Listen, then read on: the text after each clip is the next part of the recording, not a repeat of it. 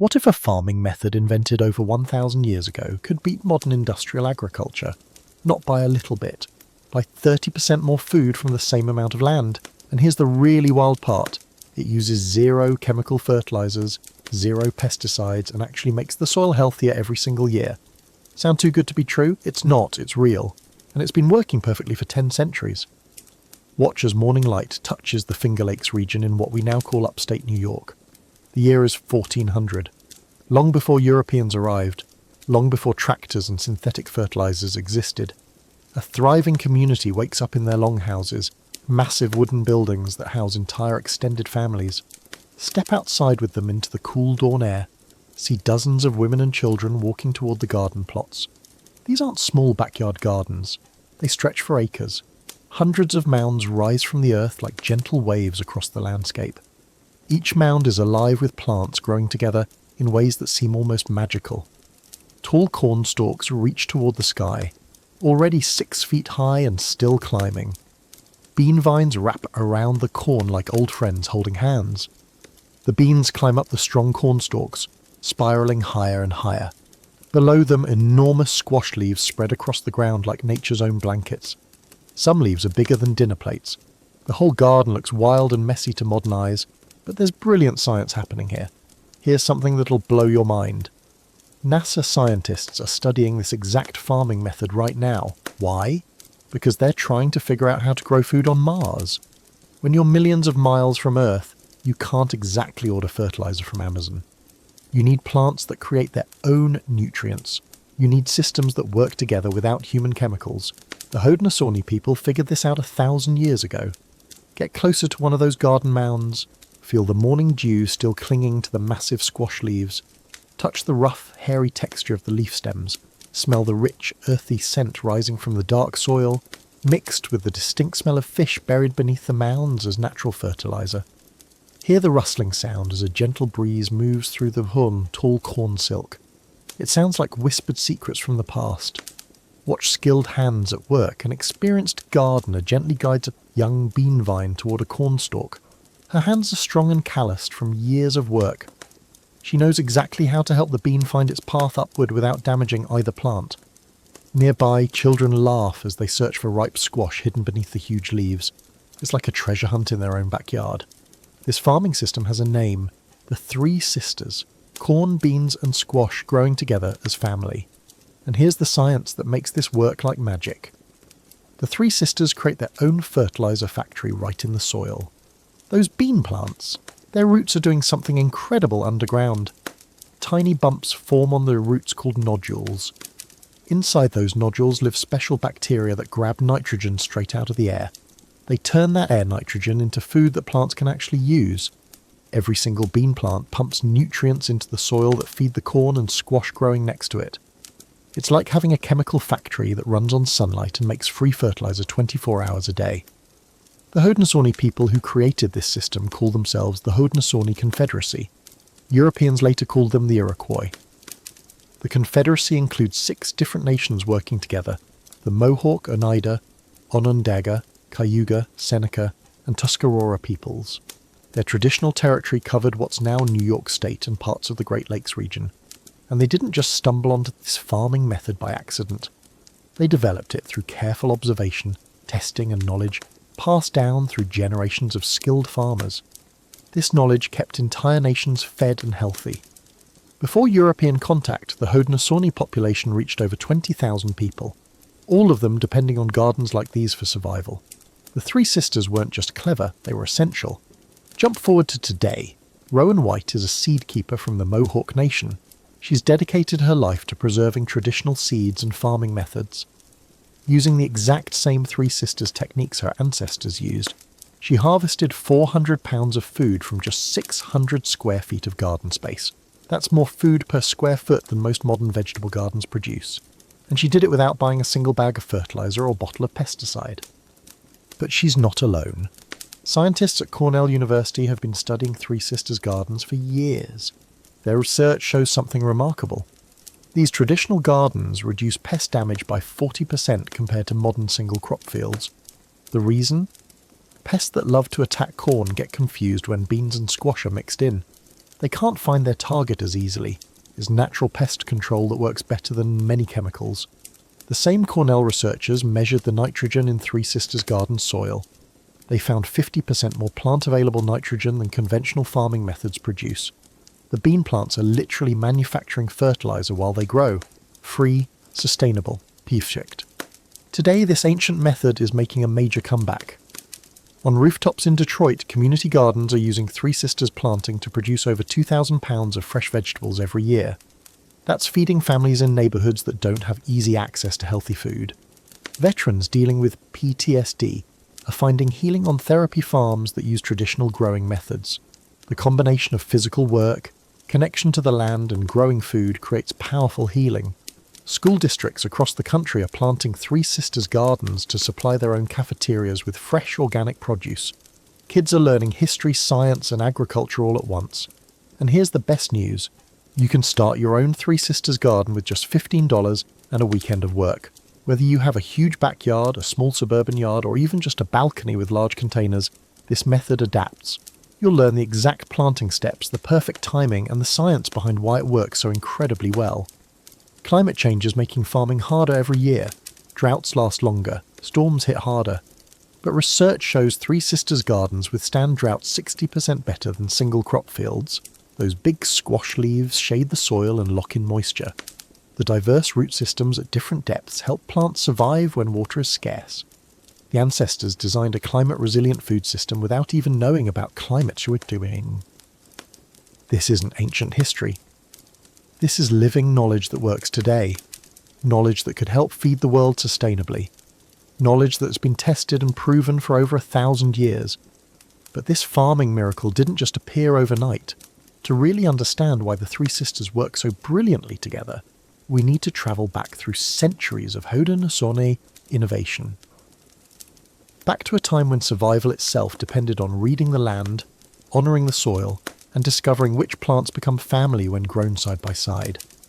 The story begins with a culture that viewed farming not as controlling nature, but as entering into a sacred relationship with it. A relationship built on observation, respect, and deep understanding of how life works together. To understand why the Three Sisters work so perfectly, you need to understand the people who created them. The Haudenosaunee didn't just invent a clever farming trick. They built an entire way of life around working with nature instead of fighting against it. Step inside a longhouse on a cold winter evening. Smoke rises from the central fire, curling up toward the roof opening high above. Look up at the rafters. Hundreds of corn ears hang in braided rows. Dried beans dangle in bunches. Squash pieces cure on the wooden racks. This food will feed everyone through the long winter. And here's something remarkable. The women of the household decided everything about how this food got grown, harvested, and stored. The Haudenosaunee society was matrilineal. That's a fancy word meaning women held the real power, not just in families, in agriculture, in politics, even in decisions about war and peace. The clan mothers, respected older women, made the final calls on when to plant, where to expand gardens, and which seeds to save for next year. If the men wanted to go to war, the clan mothers could say no by refusing to provide food for the warriors. No other society in North America gave women this kind of authority. Watch as clan mothers gather around a hide map spread on the longhouse floor. Their weathered fingers point to different areas. They're planning next year's gardens, which plots need to rest, where to build new mounds. These aren't casual decisions. These women carry knowledge passed down through dozens of generations. Knowledge about soil, weather patterns, plant relationships, and timing that took centuries to develop. Here's why this matters today. In modern industrial agriculture, decisions get made in boardrooms by executives who've never touched soil. The Haudenosaunee put decision-making power in the hands of the people who actually did the farming. The people who observed the plants every single day. The people whose families depended on getting it right. That's not just different, that's smarter. But why did they need to be so smart about farming? The land itself demanded it. The Haudenosaunee territory, covering what's now the New York State and parts of the Great Lakes region, is an easy farming country. The growing season only lasts 120 to 140 frost-free days. That's barely 4 months. Frost can kill your plants in late May. It can come back in early September. You don't have room for mistakes. the soil tells another tough story. When glaciers covered this region during the Ice Age, they scraped away the rich topsoil. What they left behind is called glacial till. It's rocky, it's poor in nutrients, it drains too fast in some spots and stays soggy in others. Modern farmers struggle with this soil even with chemical fertilizers. Imagine working it with Stone Age tools. Rain comes when it wants to. Some summers bring steady moisture, other summers see weeks without rain. You can't predict it, you can't control it. You have to develop crops that survive either way. And there's one more challenge. Large game animals like elk and caribou disappeared from this region around 1000 CE. The Haudenosaunee couldn't just rely on hunting anymore. They needed farming to work. Their survival depended on it. So how did they figure it out? Through centuries of careful observation and experimentation. Between 1000 and 1200 CE, corn cultivation techniques arrived from Mesoamerica, the region we now call Mexico and Central America. The Haudenosaunee adopted corn and started learning how it grows in their shorter, colder climate. They selected seeds from plants that produced well. They saved those seeds. They planted them again.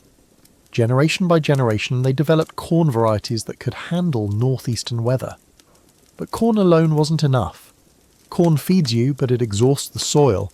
It sucks up nitrogen like crazy. After a few years, your yields drop. The Haudenosaunee needed something better. Between 1200 and 1400 CE came the breakthrough period. Farmers started experimenting with growing beans and squash alongside the corn, not in separate plots, right in the same mounds. At first, this probably seemed crazy. Doesn't mixing plants make them compete for water and nutrients? But something amazing happened. The beans actually helped the corn grow better. The squash reduced weeds and kept moisture in the soil. Instead of competing, these plants were cooperating. The farmers noticed. They tested different combinations. They refined the planting patterns. They discovered the exact timing that worked best.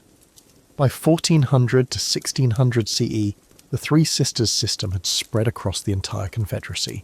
Every Haudenosaunee community was using it, and the results were incredible. Archaeological evidence suggests the population grew to between 20,000 and 25,000 people. All fed by these gardens, this matriarchal agricultural system produced more food per acre than the early colonial farms that would come later. We know all this because archaeologists have been digging up the proof. Watch a researcher at a Mohawk Valley excavation site. She kneels in the dirt, carefully brushing soil away with a soft brush. There, carbonized bean seeds, burned in an ancient fire and preserved for over 600 years. Next to them, corn kernels and squash seeds, all found together in the same layer of soil. This isn't coincidence. This is evidence of companion planting dating back to 1300 CE. Even more impressive, when scientists analyze the soil from these ancient garden plots, they find something remarkable.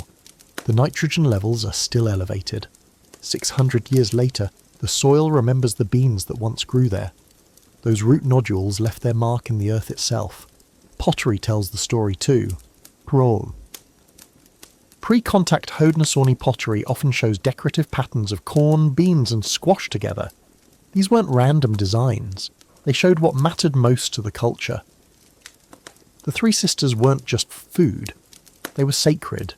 And that brings us to the spiritual heart of this knowledge.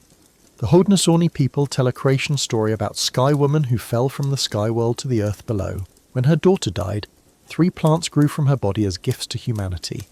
Corn from her heart, beans from her hands, squash from her belly, the 3 sisters. Now some people hear this story and think it's just mythology. But look closer. This story actually encodes precise planting instructions in metaphorical language. The corn grows tall like the body's centre. Plant it first. The beans reach out like arms. Plant them second so they can climb the corn. The squash spreads low like legs. Plant it last to cover the ground. The creation story is a teaching tool that helped people remember the correct planting sequence. The Haudenosaunee understood something profound. These plants are relatives. They're family. You don't just use family members and throw them away. You honour them. You thank them. You celebrate them together. That's why the Green Corn Festival happens every year when the corn first becomes ripe enough to eat. The entire community gathers. They give thanks to the 3 sisters for sustaining life. They eat the first corn together. They dance. They tell stories. This isn't just a party. It's how knowledge gets reinforced and passed down. The ceremonies mark the agricultural calendar. They remind everyone when to plant, when to harvest, when to save seeds. And here's what's crucial to understand. The women controlled this knowledge transmission. Mothers taught daughters, grandmothers taught granddaughters. The knowledge moved through female lineages. Young girls learned by working in the gardens alongside experienced women. They learned to read the weather, to feel when soil was ready, to recognise healthy plants versus stressed ones. This wasn't book learning. This was hands-on mastery developed over years of practice. Even after European colonisation tried to destroy Haudenosaunee culture, taking land, suppressing ceremonies, forcing children into boarding schools, this agricultural knowledge survived.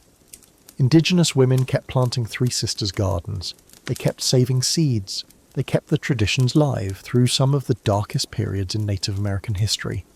Today, that resistance matters more than ever. Indigenous food sovereignty movements are reclaiming Three Sisters cultivation. Universities are partnering with Haudenosaunee educators to teach traditional agricultural science. People are recognizing that this knowledge isn't primitive. It's sophisticated. It's sustainable. It's exactly what we need in a world facing climate change and soil degradation. The Haudenosaunee Confederacy's influence reached beyond farming. Their democratic system of government, where leaders had to answer to the people, inspired Benjamin Franklin and other founders of the United States. Some historians argue that without the Haudenosaunee example, the US Constitution might have looked very different, and that governmental system depended on agricultural abundance. Without the Three Sisters providing reliable food, the Confederacy couldn't have developed its sophisticated political structures. Everything connects. The plants, the soil, the people, the governance, the ceremonies, the knowledge transmission. It's all one integrated system that took centuries to perfect. This deep cultural foundation spanning centuries of observation, experimentation, and spiritual understanding created. They're the perfect conditions for agricultural genius to emerge. Now, let's step directly into those gardens and learn exactly how to plant, tend and harvest the Three Sisters. Watch closely as we break down every step, from preparing the first mound to harvesting hundreds of pounds of nutrient-dense food. Now we get to the really exciting part. You're going to learn exactly how to create your own Three Sisters garden, every single step, from choosing your site to harvesting hundreds of pounds of food. This is the same method the Haudenosaunee have used for over 1,000 years, and it still works perfectly today. Let's start with picking the right spot. Walk around your yard or growing space. You're looking for a place that gets at least 6 to 8 hours of direct sunlight every day. The Three Sisters love sun. They need it to grow tall and produce heavy yields. Don't try this in shade, it won't work. Next, check your drainage. After a heavy rain, does water pool up and sit for hours? That's bad. The mounds need soil that drains well. If water sits too long, your seeds will rot before they sprout. Here's a simple test. Dig a hole about 12 inches deep. Fill it with water. Come back in a few hours. If the water's gone, you've got good drainage. If it's still sitting there, you'll need to build raised mounds or pick a different spot. Now let's talk about building the mounds themselves. This is where the magic starts. Traditional Haudenosaunee mounds are 12 to 18 inches high and 3 to 4 feet across. That's roughly the size of a large truck tyre laid flat. You want the mound to be tall enough to provide good drainage and deep soil, but not so tall that it dries out too fast. Space your mounds 4 to 5 feet apart in all directions. This gives each mound enough room for the squash vines to spread without crowding the next mound. If you're planting multiple mounds, arrange them in a grid pattern. It looks organised and makes maintenance easier. Here's how to build each mound. Start by loosening the soil in your chosen spot. Break it up with a shovel or garden fork. Get down about 8 inches deep. Pull soil from the surrounding area toward the centre. Keep piling it up and you've got a mound about 12 to 15 inches high. Pat the top flat. You want a plateau on top about 12 inches across, not a pointy peak. Now comes the traditional secret weapon, fish fertiliser. The Haudenosaunee would bury a whole fish or eel in the centre of each mound before planting. As the fish decomposed, it released nitrogen, phosphorus, and other nutrients right where the plant roots needed them. This trick increases corn height by up to 40% compared to unfertilised mounds. Today you probably don't have fresh fish to bury. That's okay. Mix about 2 to 3 gallons of good compost into each mound. If you want to get closer to the traditional method, add fish emulsion fertilizer.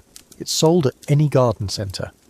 Mix 1 tablespoon per gallon of water and soak your mound with it. The fish smell goes away in a day or two, but the nutrients stay.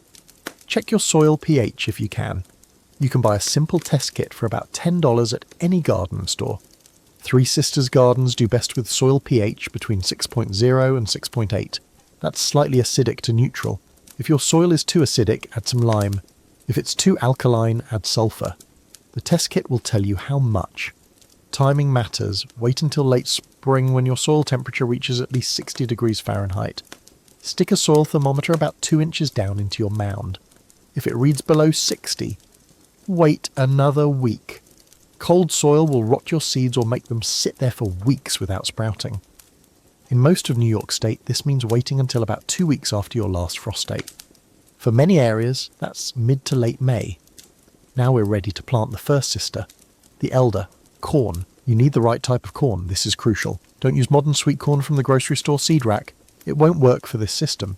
You need traditional varieties. Flint corn or dent corn varieties that were bred for this exact purpose.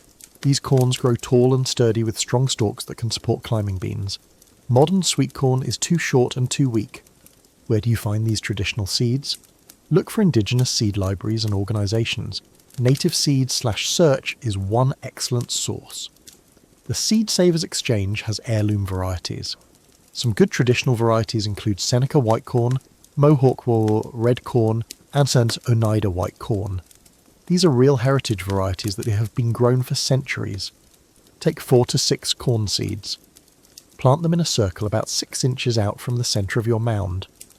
This creates a ring of corn plants, not a single stalk in the middle. Space the seeds evenly around the circle. Push each seed 1 to 2 inches deep into the soil, cover them up, pat the soil down gently, water thoroughly. In about 7 to 10 days, you'll see green shoots poking up. Let them all grow until they're about 4 inches tall. Then comes the hard part. You need to thin them. That means pulling out the weaker plants and keeping only the strongest 3 or 4. I know it feels wasteful, but this is important. 4 strong stalks are better than 6 weak ones. The strong plants will grow taller and support the beans better. Now you wait. This is the patience part.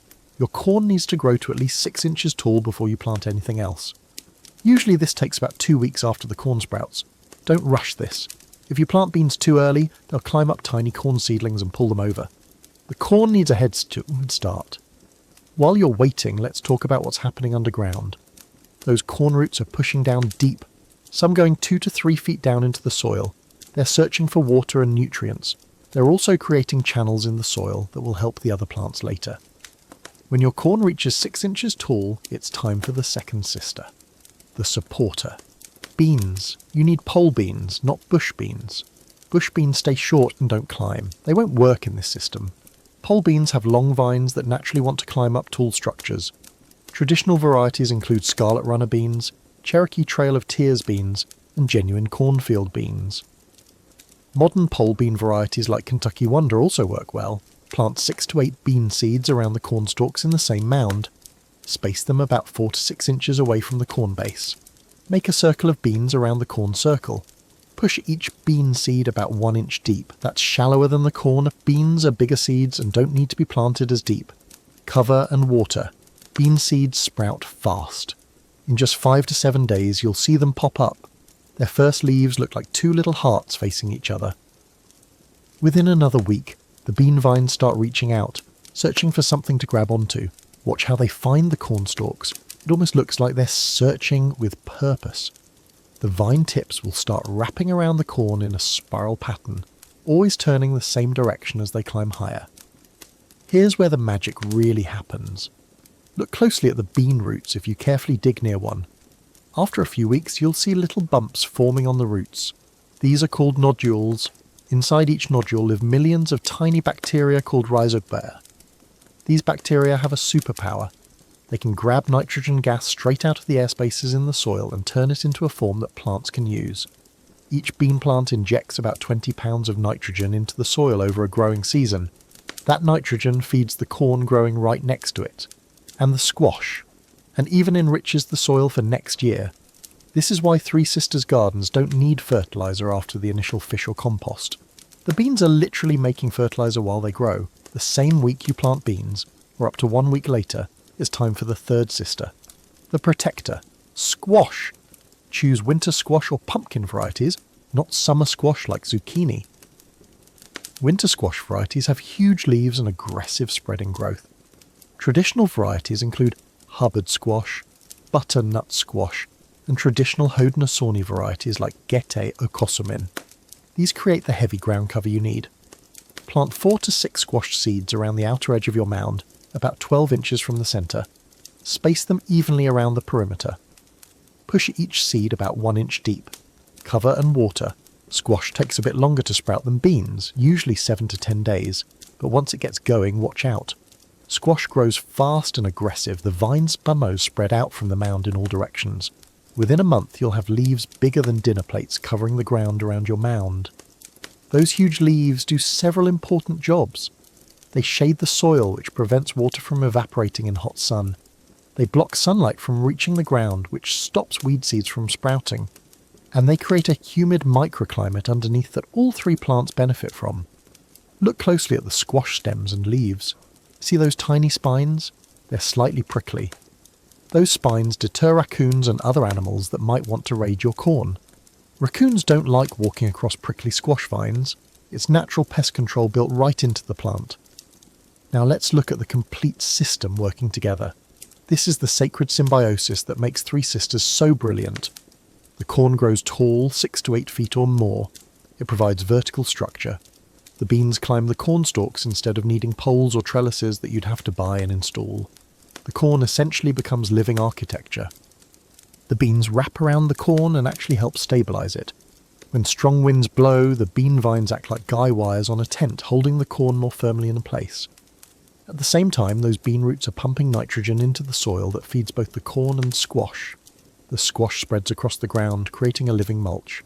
Its huge leaves cover bare soil completely. This prevents water evaporation, blocks weeds, and creates shade that keeps the soil cooler on hot days. The squash roots go in a different direction than corn and bean roots. They spread out horizontally in the top foot of soil while corn roots go deep. This means the three plants aren't competing. They're using different soil zones. The diversity itself provides pest protection. Insects that love to attack corn have a harder time finding it when beans and squash are mixed in. The different plant smells confuse them. Compare this to a modern monoculture cornfield where pests can easily find millions of identical plants all in rows. Underground, you've got 3 different root systems working different soil depth. Corn roots go deep 2 to 3 feet down. Bean roots stay shallower, 6 to 12 inches. Squash roots spread wide in the top foot of soil. Together, they're accessing nutrients and water from multiple soil layers. Nothing goes to waste. The combined plants create a microclimate with higher humidity. On a hot day, walk into a Three Sisters garden. It feels cooler and more humid than the surrounding area. That's because all those leaves are releasing water vapour through transpiration. The plants are creating their own weather. Now let's talk about maintenance. Three Sisters gardens are low maintenance, but they're not no maintenance. Water deeply once per week rather than shallow watering every day. Deep watering encourages roots to grow deep and strong. Shallow daily watering keeps roots near the surface where they're vulnerable to heat and drought. Give each mound about 1 inch of water per week. If it rains an inch, skip that week's watering. If it's really hot and dry, water twice. As your corn grows taller, it might need hilling. That means piling more soil up around the base of the corn stalks. This helps stabilise them and encourages more roots to form. Do this when corn is about knee-high.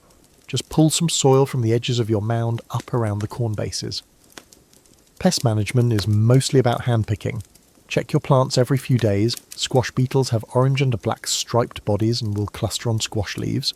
Pick them off and drop them in soapy water. Squash vine borers are more serious.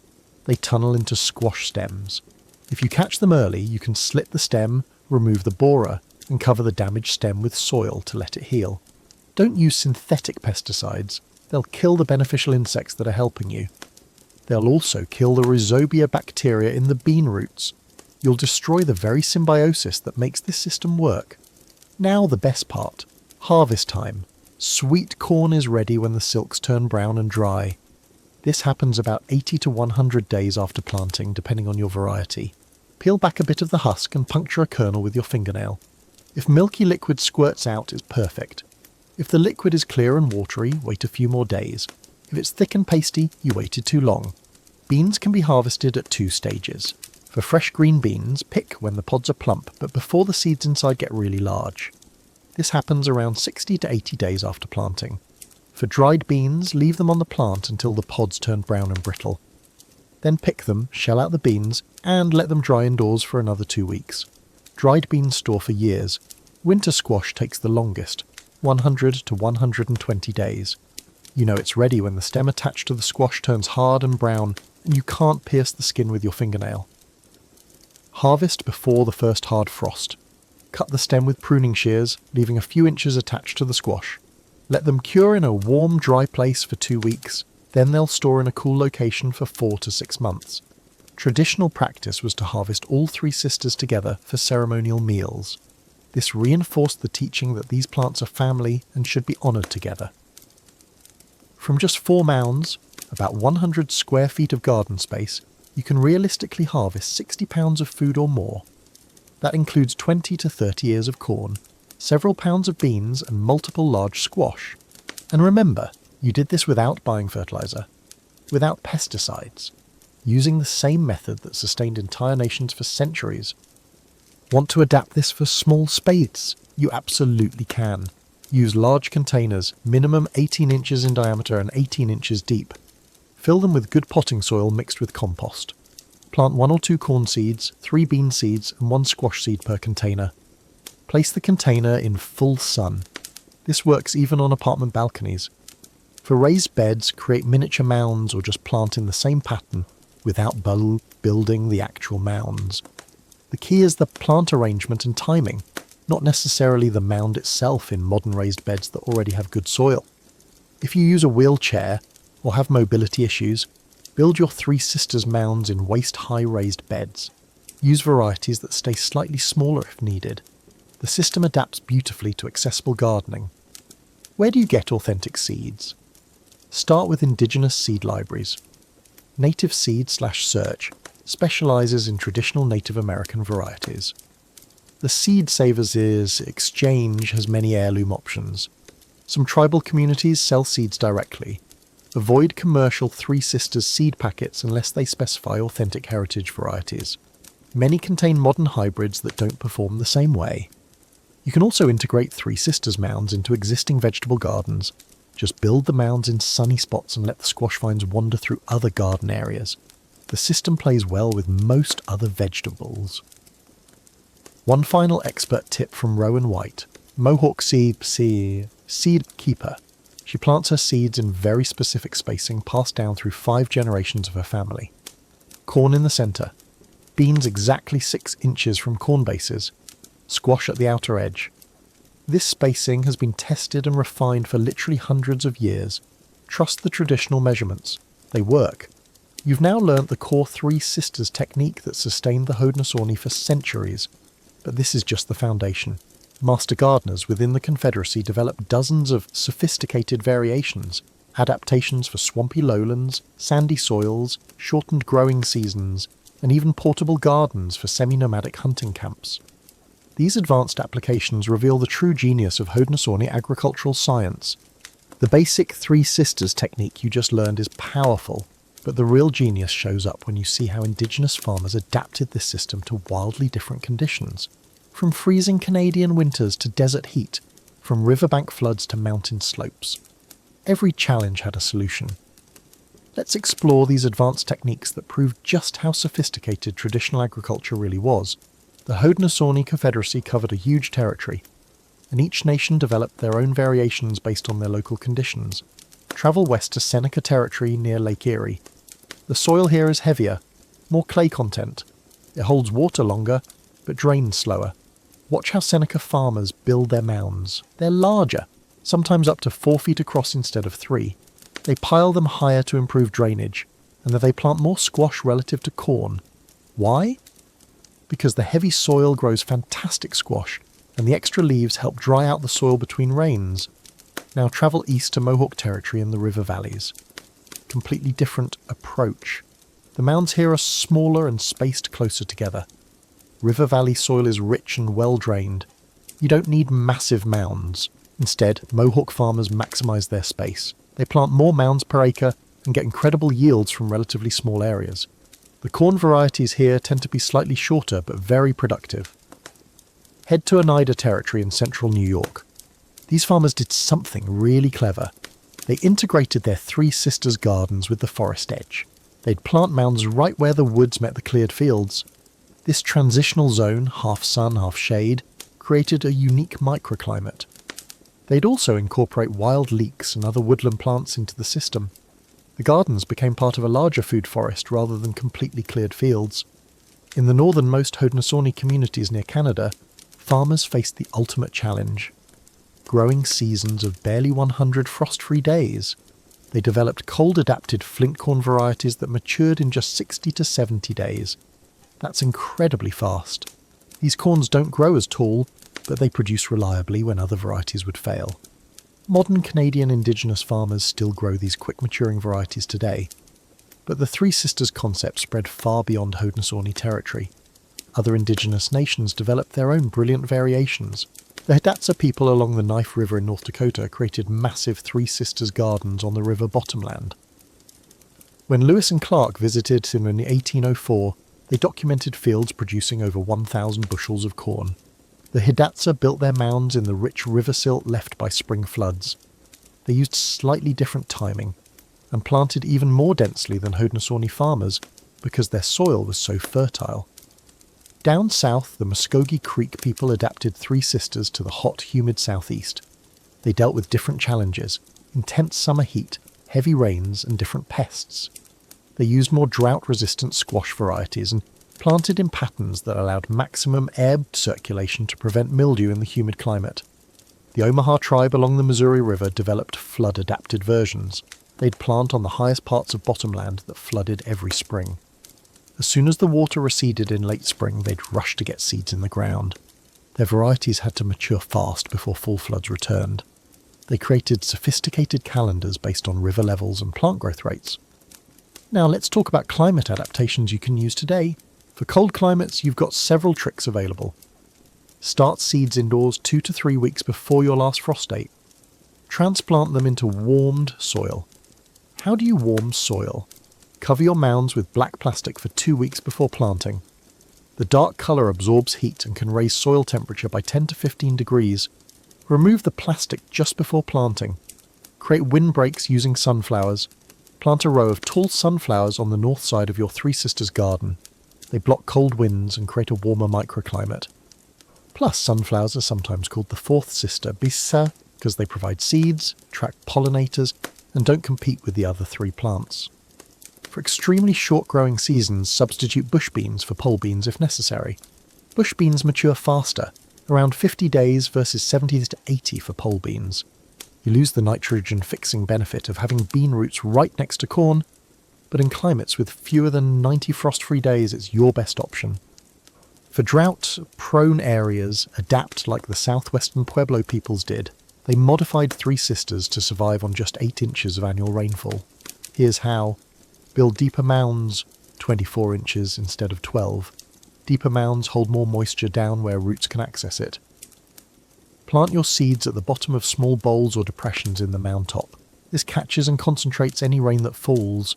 Use drought-resistant tepary beans instead of regular pole beans. Tepary beans were domesticated in the desert southwest specifically for dry conditions. They fix nitrogen just as well, but need far less water. Increase your squash to corn ratio. Plant 6 to 8 squash seeds per mound instead of 4. The extra leaf coverage dramatically reduces evaporation. Some traditional desert gardens had almost complete squash coverage. You could barely see the ground. Apply heavy mulch around the base of each mound. Straw, grass clippings, or leaves.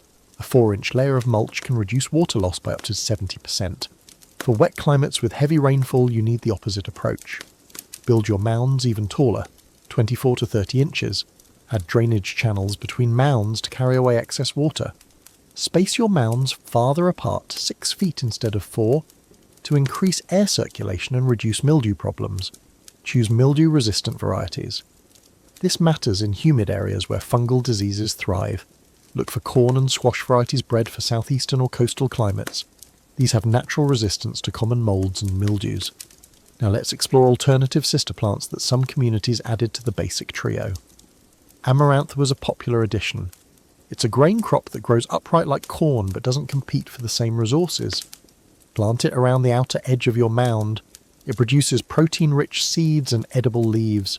Amaranth adds diversity without causing competition problems. Ground cherries, also called tomatillos in some regions, work beautifully. They are low-growing plants that stay beneath the squash layer. Their roots accumulate nutrients and their fruits provide food. They're basically a fifth layer in the system. Bee balm planted around mound edges serves multiple purposes. Its strong scent deters some pests. Its flowers attract beneficial insects and pollinators, and the leaves can be used for tea. Indigenous peoples knew that pest management isn't about killing insects. It's about creating balance. Some communities included Jerusalem artichokes. These are perennial plants that come back every year. They grow tall like small sunflowers and produce edible tubers underground. Plant them at mound edges where they feel they won't shade other plants. They provide structure and food without annual replanting. One important note about tobacco. Some traditional Three Sisters gardens included tobacco as a fourth sister, but this isn't something to casually add. Tobacco has deep ceremonial significance in many indigenous cultures. Growing it requires following proper cultural protocols. It's not just another companion plant, it's a sacred relative that must be treated with respect. Let's talk about intensive small space systems for modern urban gardeners. You can grow Three Sisters in just 4 square feet using vertical techniques.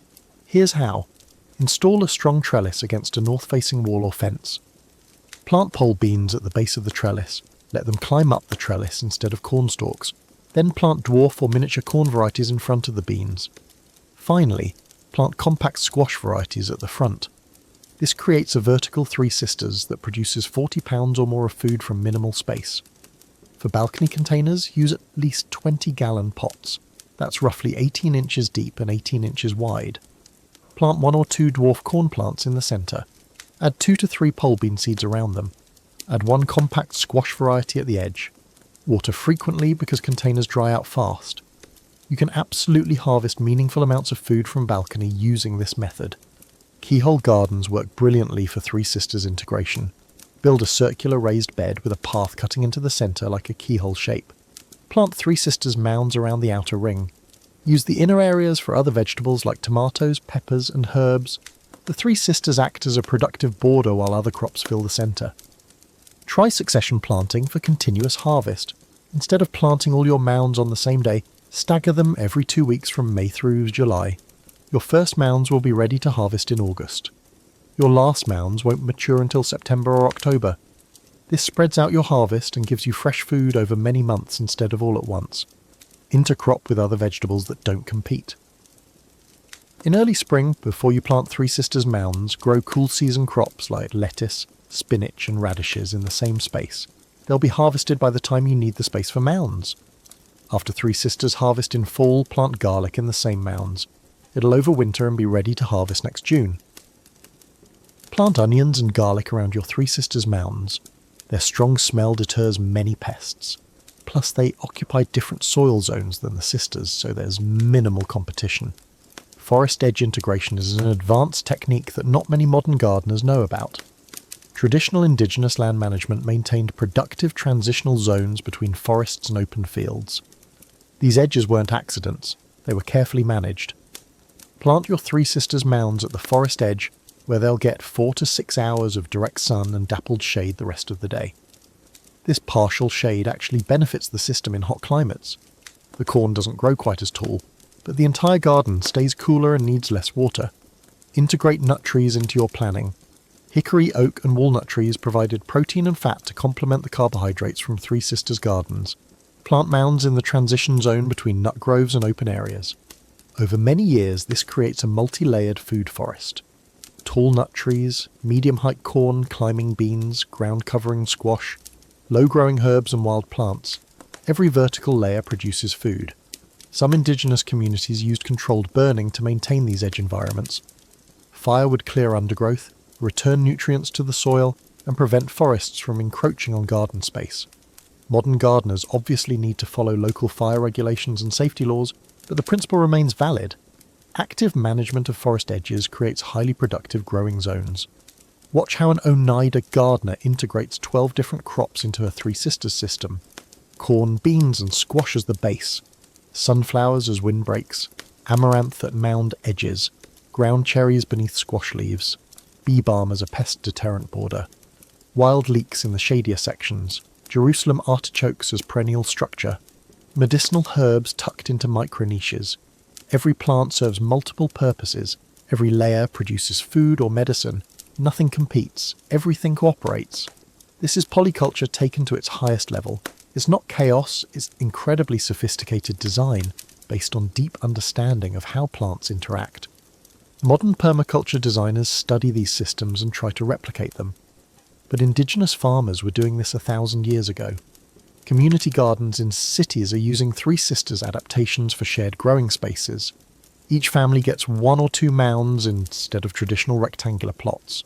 The vertical growth makes dramatic visual displays. Kids love exploring the jungle-like growth, and the yields per square foot exceed typical vegetable garden plots. Therapeutic gardens for people with disabilities or mental health challenges are incorporating Three Sisters designs. The multi-sensory experience, different textures, heights, colours and scents provides rich engagement. The connection to traditional knowledge adds cultural and historical depth. The physical work of tending gardens provides healthy movement and purpose. Schools are integrating Three Sisters Gardens directly into curriculum. Science classes study nitrogen fixation and plant symbiosis. History classes learn about indigenous cultures and agricultural innovation. Math classes calculate yields and planting ratios.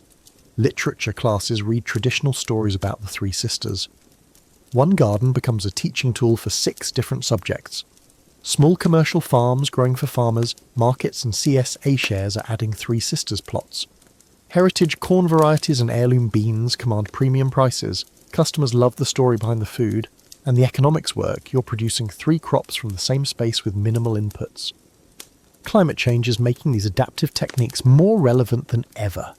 As weather becomes more unpredictable, the resilience built into Three Sisters systems becomes crucial. Gardens that can survive both drought and deluge, crops that don't need synthetic chemicals, food systems that improve soil instead of depleting it. This isn't just historical curiosity, this is practical survival knowledge for an uncertain future. These advanced techniques represent centuries of agricultural refinement, and modern science is finally catching up. Researchers at major universities, military survival training programs, and NASA's Space Agriculture Division are all studying why Three Sisters Gardens outperform industrial monocultures. Let's explore how contemporary experts have validated what indigenous peoples have known for a millennium. For centuries, Western agriculture ignored indigenous farming methods. Scientists dismissed them as primitive. Farmers thought modern monoculture was superior, but something interesting happened over the past few decades. Researchers started actually testing Three Sisters Gardens in controlled studies.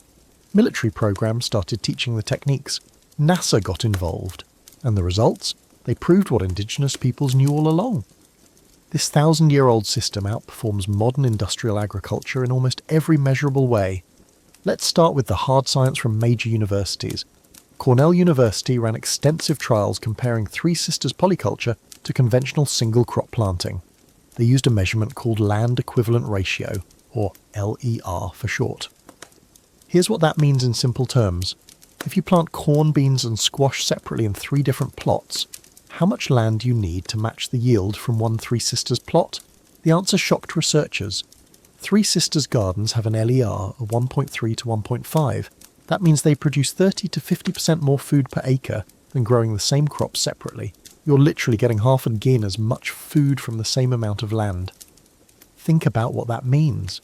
In a world where we're running out of farmland, where we're cutting down forests to grow more crops, this technique could feed significantly more people without clearing another acre. The University of Wisconsin focused on nitrogen. They wanted to measure exactly how much fertilizer those bean plants create. Their researchers carefully tracked nitrogen levels throughout the growing season. The results? Bean root nodules contribute 60 to 100 pounds of nitrogen per acre. For comparison, conventional corn farmers typically apply 150 to 200 pounds of synthetic nitrogen fertilizer per acre. The Three Sisters system is providing more than half of what corn needs, for free, no factory, no fossil fuels, no pollution, just bacteria in root nodules doing what they've done for millions of years. Michigan State University studied pest ecology in Three Sisters Gardens compared to monoculture cornfields. They counted pest insects, they measured plant damage, they tracked pest populations over entire growing seasons. What they found validates traditional knowledge perfectly. Polyculture reduces pest pressure by 70% compared to monoculture corn. Why? Because pests that specialise in attacking corn can't find their target as easily when it's mixed with beans and squash. The different plant scents confuse them. The diverse habitat supports more beneficial predator insects that eat the pests. The system naturally balances itself. The USDA ran soil health trials comparing Three Sisters plots to conventional fields. They measured organic matter content. They tested water infiltration rates. They analysed soil microbial diversity. Three Sisters plots showed 40% higher organic matter, the key ingredient in healthy soil. Water infiltration improved dramatically because all those diverse roots create channels and pore spaces, and the underground ecosystem thrived. Soil samples from Three Sisters Gardens contained far more diverse and abundant populations of beneficial bacteria, fungi and other microorganisms. The whole soil food web was healthier. Climate resilience data might be the most important finding of all. As weather becomes more extreme and unpredictable, we need crops that can survive both drought and flooding. Researchers tracked Three Sisters Gardens through severe weather events. During droughts, Three Sisters plots withstood water stress 60% better than monoculture corn. Those big squash leaves really do protect soil moisture.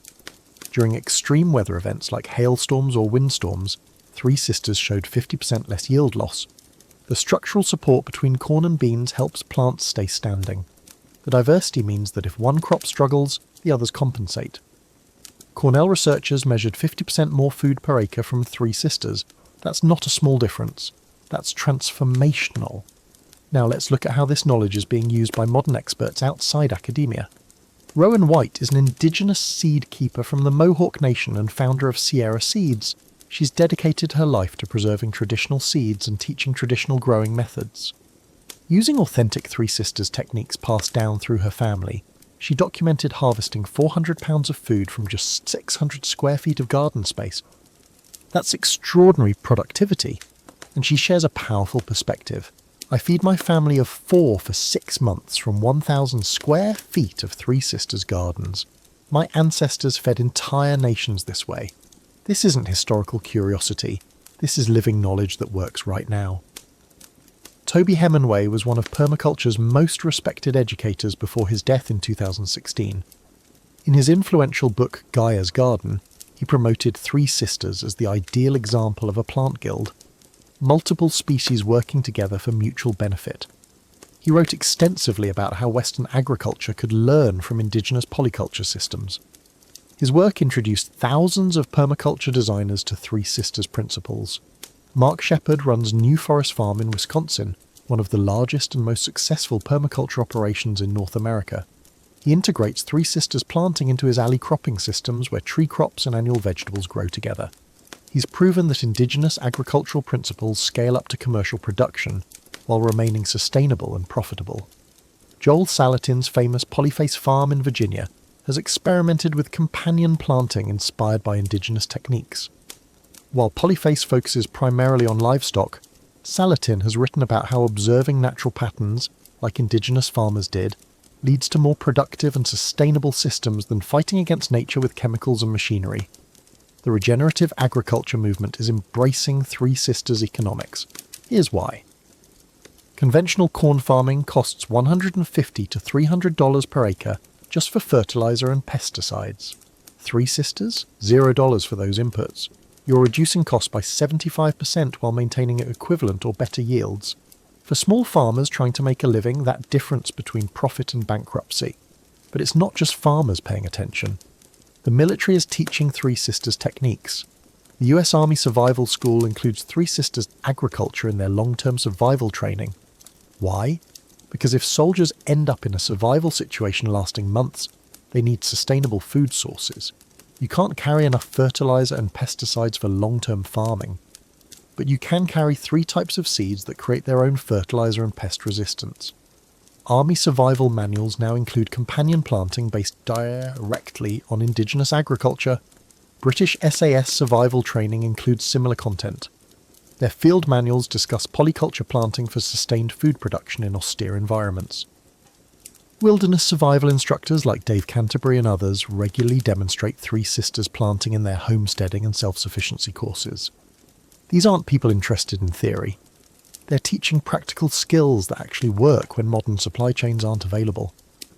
Veterans therapy farms across the country are using Three Sisters Gardens as healing agriculture. The combination of physical work, connection to traditional knowledge, and growing real food creates powerful therapeutic benefits for veterans dealing with PTSD and other challenges. There's something deeply healing about participating in agricultural practices that have sustained people for centuries. The preparedness and self-sufficiency community has embraced Three Sisters as essential food security knowledge. When people ask, how do I feed my family if supply chains break down? Three Sisters is increasingly part of the answer. And then there's NASA. Yes, the space agency.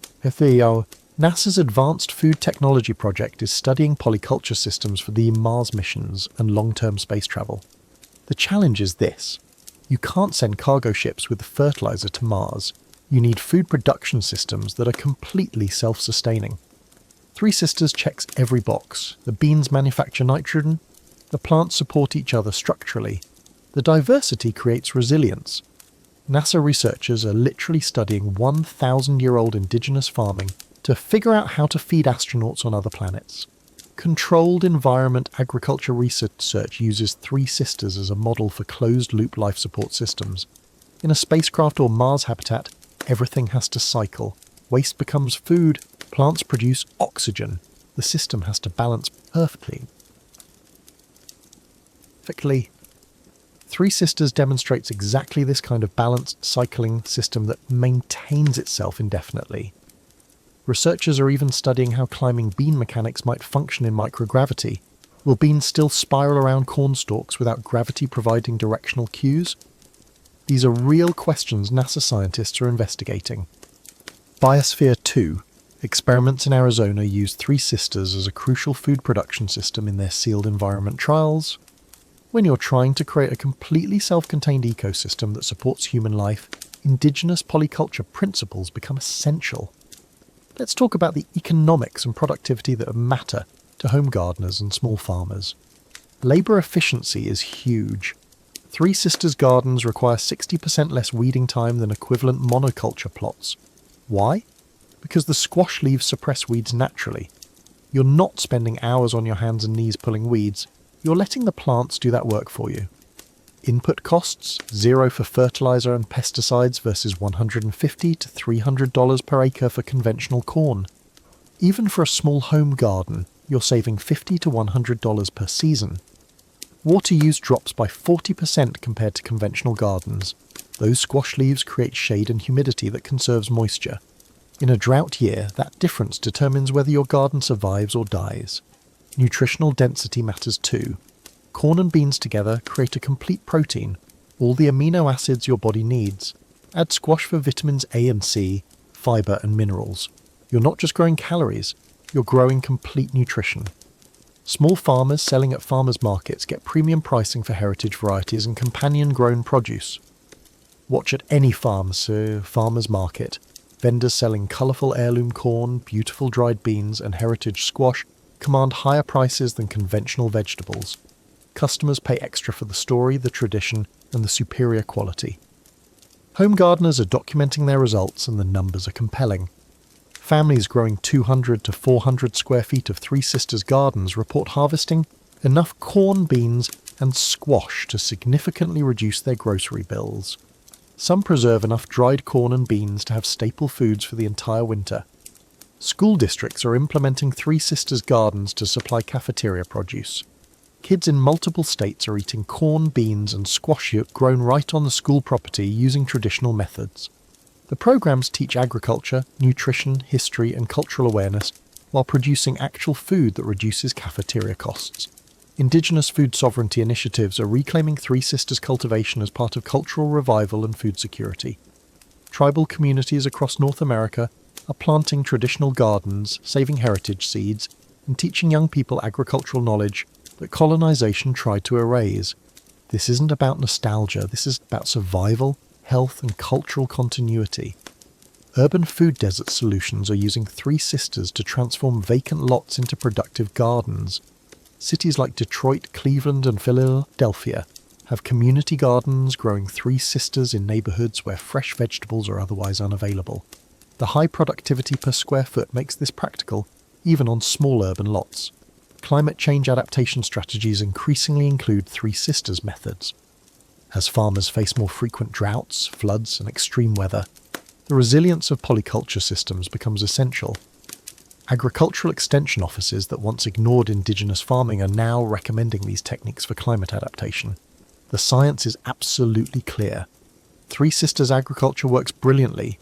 It's not primitive, it's not outdated, it's sophisticated, sustainable, and exactly what modern agriculture needs to learn from. Western science spent decades validating what indigenous peoples knew through centuries of careful observation. The difference is that indigenous farmers developed this knowledge while feeding their communities. Western scientists are just now catching up. The science is clear, Three Sisters agriculture works brilliantly. But how do you actually implement this in your own life?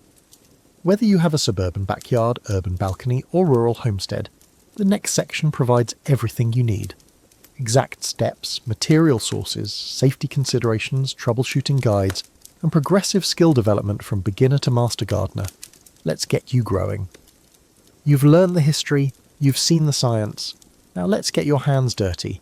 This section gives you everything you need to start your own Three Sisters garden, even if you've never grown anything before. We'll cover exactly what to buy, where to get it, when to plant, and how to troubleshoot problems. By the end, you'll have a complete roadmap from planning to harvest.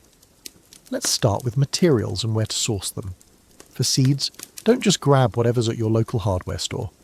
You want authentic varieties that were bred for this system. Here are your best sources. Native Seed/Search is a non-profit based in Arizona that specializes in traditional Native American seeds. They have genuine heritage corn, bean, and squash varieties. Their catalog includes growing information specific to each variety.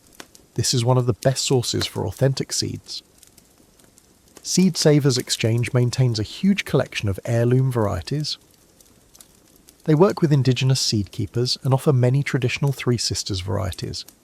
Their website lets you search by plant type and growing region. Look for indigenous seed libraries in your area.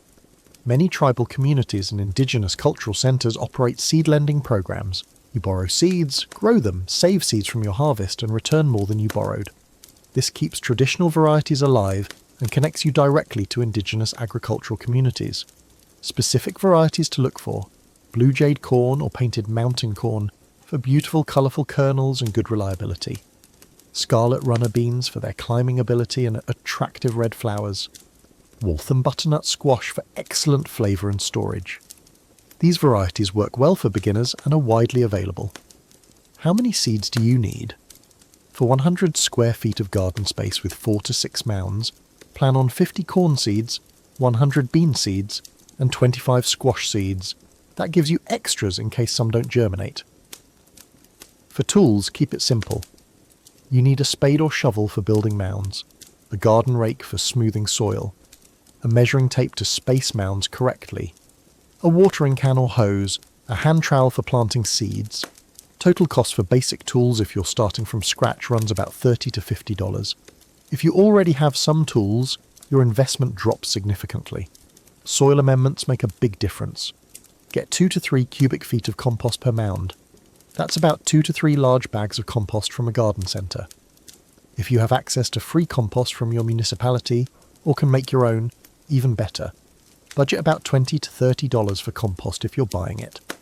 Fish emulsion fertiliser serves as the modern substitute for buried fish. One bottle costs about $10 to $15 and lasts for multiple applications. Mix 1 tablespoon per gallon of water and apply when planting and monthly during growth.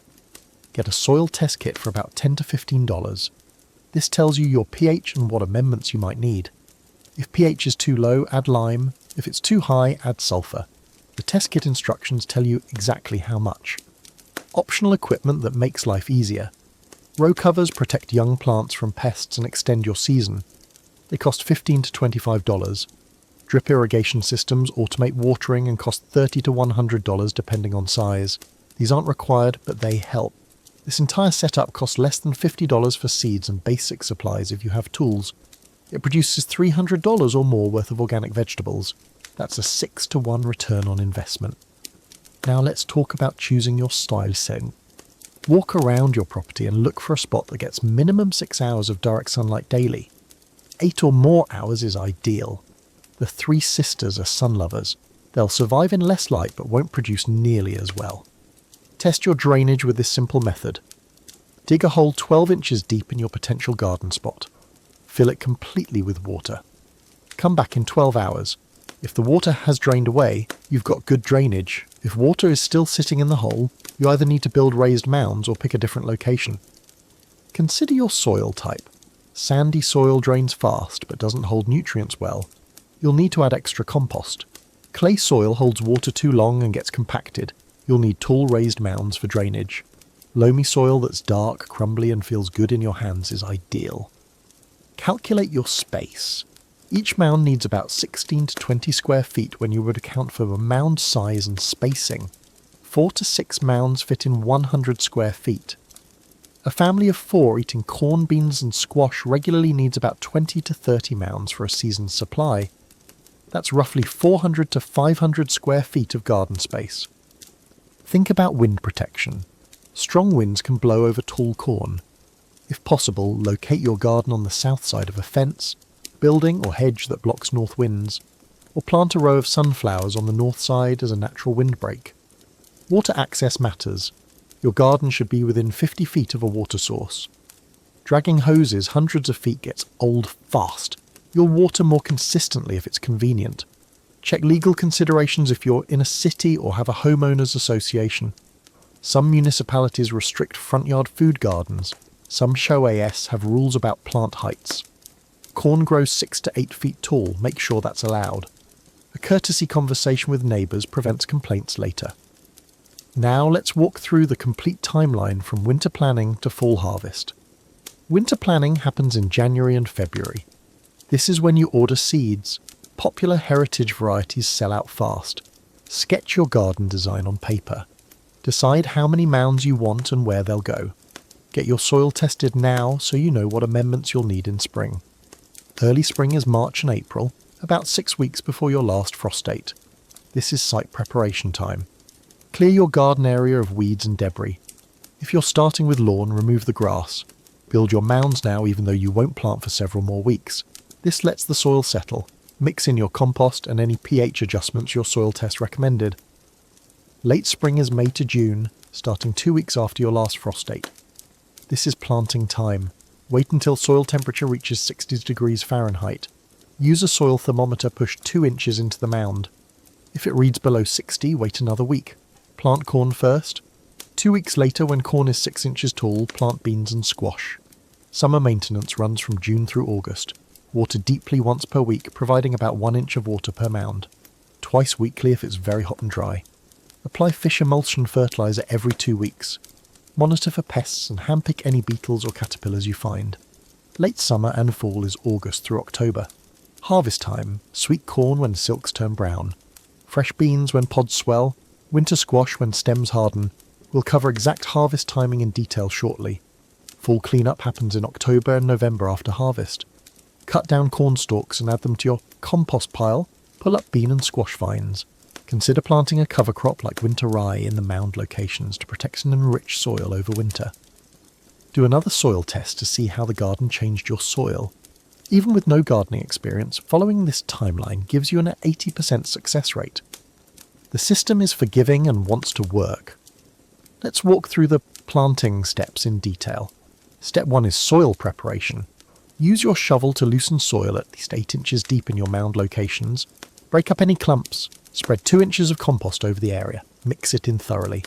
Check your pH and adjust if needed to get between 6.0 and 6.8. Step 2 is mound building. Pull soil from the surrounding area toward the centre. creating a mound 12 inches high and 3 feet across. Flatten the top so you have a plateau about 12 inches wide, not a pointed peak. Space mounds 4 feet apart in all directions. Pat the mound firm but not packed hard. Step 3 is corn planting. Make a circle about 6 inches out from the centre of your mound. Plant 4 corn seeds evenly spaced around this circle. Push each seed 1 to 2 inches deep. Cover with soil and pat down gently. Water thoroughly until the whole mound is moist. Step 4 is thinning. When corn seedlings reach 4 inches tall, in about 2 weeks you must thin them. Keep the 3 strongest, healthiest looking plants. Pull out the weakest one. I know this feels wasteful, but 3 strong plants vastly outperform 4 weak ones. Step 5 is bean planting. When corn reaches 6 inches tall, about 2 weeks after thinning, plant 6 bean seeds around the corn stalks. Space them about 4 to 6 inches from the corn bases in a circle. Push each bean 1 inch deep. Cover and water. Step 6 is squash planting. The same week you plant beans, plant 4 squash seeds around the edge of your mound, about 12 inches from the centre. Space them evenly around the perimeter. Push 1 inch deep, cover and water thoroughly. That's it, 6 simple steps. Now you maintain and wait for harvest. Let's troubleshoot the most common problems beginners face. Poor germination usually means soil too cold. Don't rush spring planting. Wait for 60-degree soil temperature. Another cause is planting too deep. Corn goes 1 to 2 inches deep maximum. Beans and squash go 1 inch deep. Deeper than that and they rot before sprouting. Finally, check seed quality. Old seeds or seeds stored improperly have low germination rates. Buy fresh seeds from reputable sources. Weak corn stalks that fall over means insufficient hilling. When corn reaches knee height, pile more soil around the bases for support. Or it might mean too much shade. Corn needs full sun to develop strong stalks. Nitrogen deficiency also causes weak growth. If leaves are yellowing, add fish emulsion fertilizer. Beans not climbing means you planted them too soon. Corn must be at least 6 inches tall before you add beans. Otherwise there's nothing for beans to climb. Also make sure you bought pole beans, not bush beans. Bush varieties won't climb no matter what. Squash beetles are orange and black striped beetles that cluster on squash leaves and eat holes in them. Hand pick them daily and drop in soapy water. Check the underside of leaves for clusters of orange eggs and crush them. Row covers prevent beetles from reaching plants, but you must remove covers when flowers appear so bees can pollinate. Corn earworms tunnel into the tips of corn ears. When silks first appear, apply a few drops of mineral oil to the silk bundle. This suffocates worms before they can burrow in. Repeat every few days while silks are fresh. Raccoons love corn. They'll raid your garden at night, right before you plan to harvest. Electric fencing works, motion-activated sprinklers work. Some gardeners swear by leaving a radio playing talk radio in the garden at night. Raccoons apparently don't like human voices. Yellow leaves indicate nitrogen deficiency. Add fish emulsion fertilizer immediately. 1 tablespoon per gallon of water. Soak the mounds. Purple leaves mean phosphorus deficiency. Add bone meal or rock phosphate according to the package directions. Powdery mildew creates white fuzzy patches on the leaves. It's caused by poor air circulation and wet foliage. Space mounds farther apart to increase airflow. Water early in the day so leaves dry before nightfall. Remove infected leaves and dispose of them. Oh, don't compost. Bean mosaic virus causes mottled, distorted leaves on beans. It's spread by aphids. Control aphids with a strong spray of water or insecticidal soap. Plant resistant varieties if this becomes a recurring problem. The number 1 beginner mistake? Planting all 3 sisters on the same day. Don't do it. Corn first, wait 2 weeks, then beans and squash. Getting the timing right makes everything else work. Now the payoff. Harvest and storage. Sweet corn is ready 18 to 24 days after silks first appear. Look for brown dried silks. Peel back a bit of husk and puncture a kernel with your fingernail. Milky white liquid should squirt out. If liquid is clear and watery, wait a few more days. If it's thick and pasty, you waited too long, but it's still edible. From planting to first harvest takes just 70 to 80 days for most varieties. For dried corn used in traditional dishes, leave the ears on the stalk until husks turn brown and kernels are hard. Harvest before first frost. Hang ears indoors in a dry location for 2 to 3 weeks to finish drying. Then shell off the kernels and store them. Fresh beans are ready when pods are plump but before the seeds inside get really large. Pick them regularly and more will form. This happens around 60 to 80 days after planting. Dried beans take longer. Leave them on the plant until pods turn brown and brittle. You should hear seeds rattling inside when you shake the bore. Pick them, shell out the beans and cure them indoors for 2 weeks. Properly dried beans store in airtight containers for 10 years or longer without refrigeration. That's serious food security. Winter squash takes 100 to 120 days. Test readiness by trying to pierce the skin with your fingernail. If you can't penetrate it, and the stem where squash attaches to the vine is dry and brown, it's ready. Harvest before the first hard frost. Cut the stem with pruning shears, leaving several inches attached. Cure squash in a warm, dry location for 2 weeks, then store in a cool, dry place. They'll keep 4 to 6 months easily. Storage methods matter. Dried corn and the beans go in airtight containers like mason jars or food-grade buckets. Store in a cool, dry place. They'll last 10 plus years without refrigeration. Winter squash just needs cool and dry, a basement, or garage works. Don't refrigerate squash or it spoils faster. For sweet corn and fresh beans, freeze or can them using standard food preservation methods. This system adapts to almost any situation. Live in an apartment? Grow Three Sisters in large containers on your balcony. Minimum 18-inch diameter pots. Use dwarf corn varieties and compact squash. You can absolutely harvest meaningful food from a balcony. Have mobility issues? Build waist-high raised beds so you can garden while seated. Use ergonomic tools with padded grips. The system works just as well in raised beds. Busy professional with limited time? Install drip irrigation on a timer. Apply heavy mulch around mounds to reduce weeding. Choose low-maintenance varieties. You can succeed with minimal time investment. On a tight budget, get free compost from municipal composting programs. Save seeds from your harvest for next year. One squash provides 100 plus seeds. Borrow tools from tool libraries that many cities now have. Want to use technology? Garden planning apps help you map your mounds and track planting boots. Soil moisture sensors tell you exactly when to water. Automated watering systems use timers or even smartphone control. Master gardeners start with 4 to 6 mounds their first year. They learn the basics and make mistakes on a small scale. Second year, they expand to 15 to 20 mounds with greater confidence. By year 3, experienced gardeners are growing 30 plus mounds and harvesting 500 pounds or more of food annually. You now have everything needed to create your own Three Sisters garden and harvest hundreds of pounds of nutrient-dense food. But as you embark on this journey, it's crucial to remember where this knowledge comes from and why preserving the cultural context matters as much as perfecting the agricultural technique. The Three Sisters belong to the Haudenosaunee people, and practicing their agriculture ethically requires understanding our responsibilities. You now know how to plant a Three Sisters garden, but before you start, we need to talk about something equally important: where this knowledge comes from, who it belongs to, and how to practice it ethically. The Three Sisters method belongs to the Haudenosaunee people, specifically the 6 nations of the Haudenosaunee Confederacy: the Mohawk, Oneida, Onondaga, Cayuga, Seneca, and Tuscarora peoples. They developed this knowledge over centuries through careful observation, testing, and wisdom passed down through generations. This isn't ancient history. Haudenosaunee farmers are still using these methods today, still saving these seeds, still teaching their children. When you plant a Three Sisters garden, you're using indigenous intellectual property. That comes with responsibilities. First and most important, always give credit. When you tell friends about your garden, mention the Haudenosaunee by name. When you post photos on social media, include attribution. When you teach others, start by acknowledging whose knowledge you're sharing.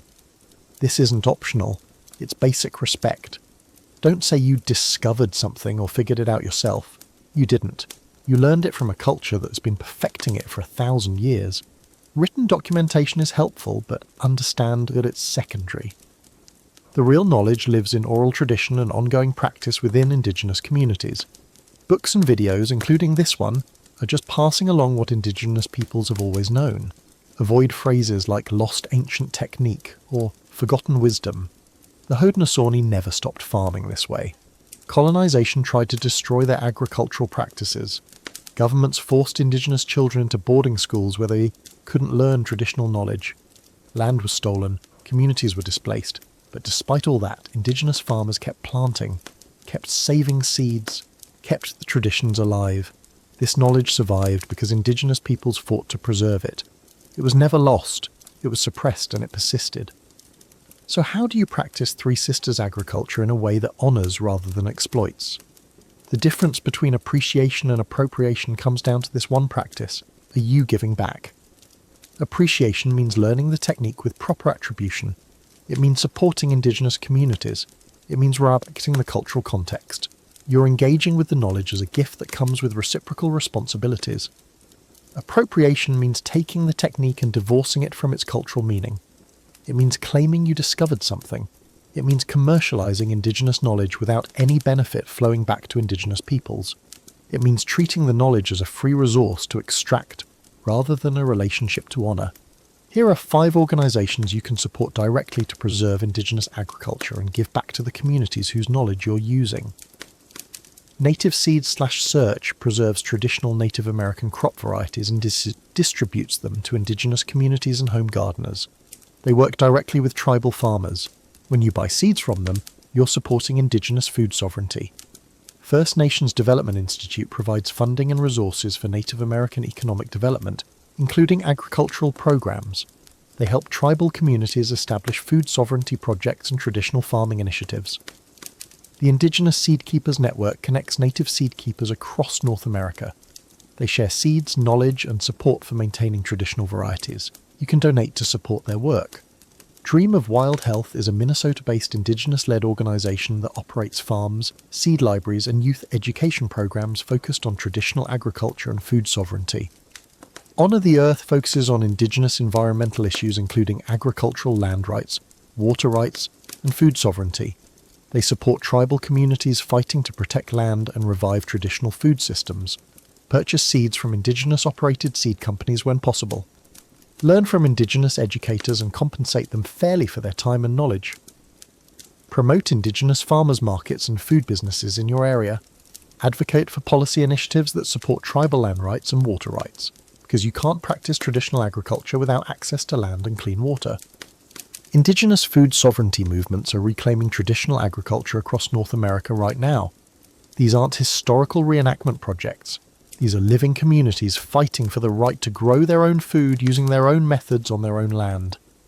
When you support these movements, you're part of preserving knowledge that the world desperately needs. Let's talk about sacred elements and cultural protocols. Some traditional Three Sisters gardens include tobacco as a fourth sister. Tobacco has deep ceremonial significance in many indigenous cultures. It's not just another companion plant, it's a sacred relative used in prayers and ceremonies. Growing tobacco requires following proper cultural protocols. If you're not indigenous and not connected to a community that can teach you these protocols, don't casually add tobacco to your garden.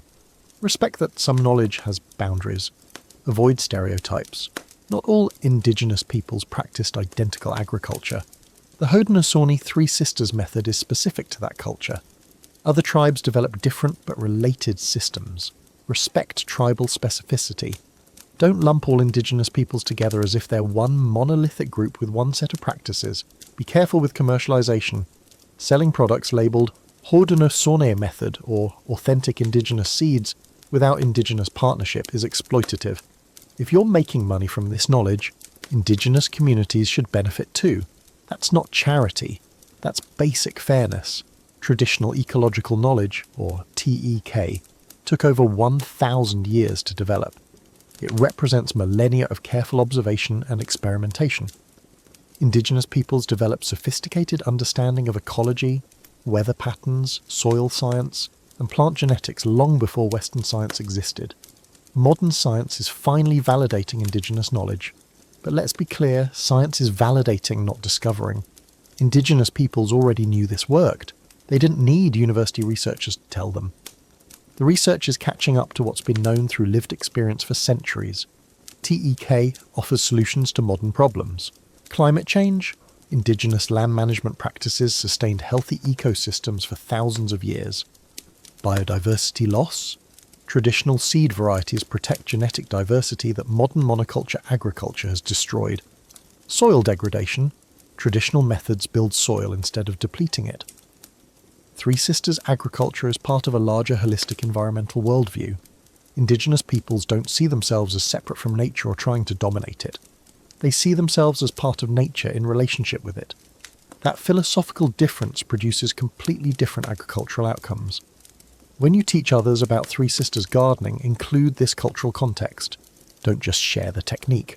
Share where it comes from and why that matters. If you're working with schools, partner with indigenous educators when possible. Let them lead cultural education. Don't rely only on textbooks written by non-indigenous authors. Include contemporary Haudenosaunee voices and perspectives, not just historical accounts. Connect students with living indigenous communities, not just museum displays.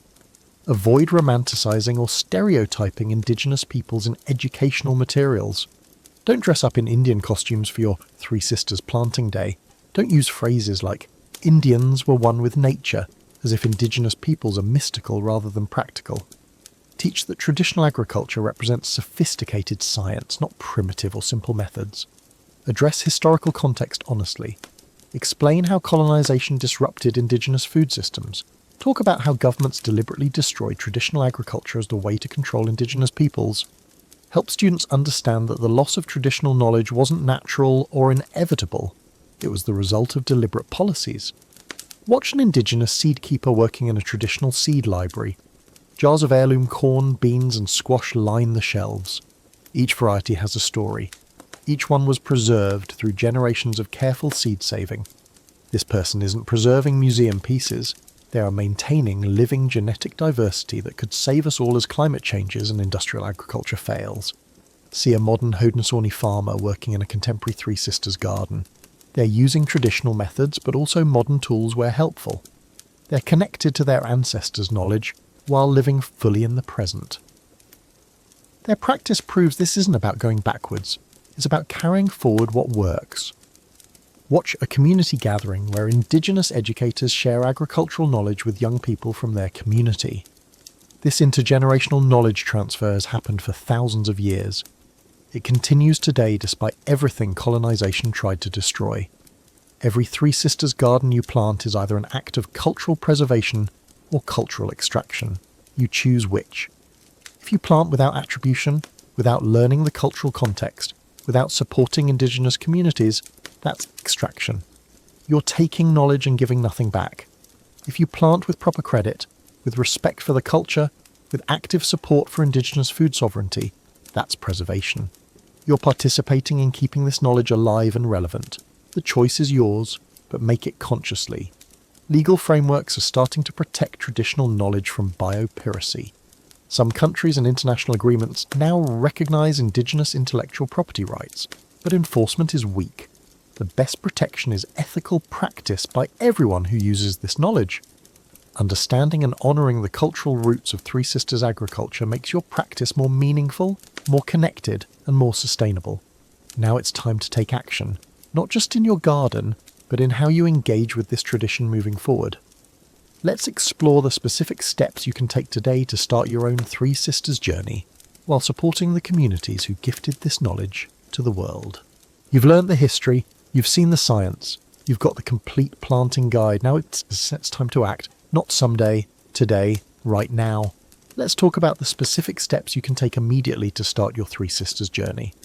The best time to plant was 1,000 years ago. The second best time is today. Here's what you do today, this very day. Go online and order seeds from an indigenous operated source. Native Seed/Search has authentic varieties. The Indigenous Seed Keepers Network connects you to traditional seed sources. Don't wait until spring and discover everything's sold out. Order now, measure your garden space.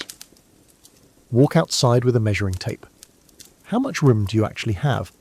Each mound needs roughly 16 square feet. 4 mounds fit in 100 square feet. Calculate how many you can realistically maintain. Get a soil test kit. They're available at any garden centre or online for about $10. Test your soil now so you know what amendments you'll need come spring. This week, within the next 7 days, take these steps. Build your first experimental mound even if it's winter. You want to practice the technique before planting season arrives. Get comfortable forming the shape and height. Connect with local indigenous cultural centres. Many offer agricultural workshops, seed exchanges and educational programs. Introduce yourself, ask how you can support their work, learn directly from indigenous educators when possible. Join online Three Sisters gardening communities. Facebook has several active groups. Reddit's permaculture communities discuss Three Sisters regularly. Connect with the 50,000 plus gardeners worldwide who are rediscovering this method. Learn from their successes and mistakes. This month, when conditions are right, plant your first corn seeds. Document everything. Take photos, keep notes. What worked? What didn't? This documentation helps you improve and lets you share knowledge responsibly with others. Share what you're learning, but always with attribution. Tell people where this knowledge comes from. Credit the Haudenosaunee by name. Point others to indigenous educators and seed keepers as the real authorities. This season, over the next few months, complete your full planting cycle from corn to beans to squash. Measure your harvest yields. Weigh what you grow. Calculate the dollar value. Most gardeners are shocked by how much food comes from such small spaces. Save seeds from your harvest. Let some beans dry completely on the plant. Let one perfect squash mature fully. Extract and dry the seeds properly. This connects you directly to the seed-saving tradition that preserved these varieties for centuries. This year, over the next 12 months, expand your garden. If 4 mounds worked, try 8 next season. Build confidence through experience. Mentor someone new to Three Sisters gardening. Your neighbour, your kids or grandchildren, a friend who's interested. Pass the knowledge forward, but always include the cultural context. Donate to at least one indigenous food sovereignty organisation. Native Seed/Search.